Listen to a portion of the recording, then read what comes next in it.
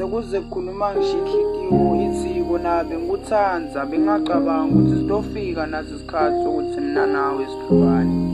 Phola inhlitiyo yami, phola moya wami, delithando diyabida.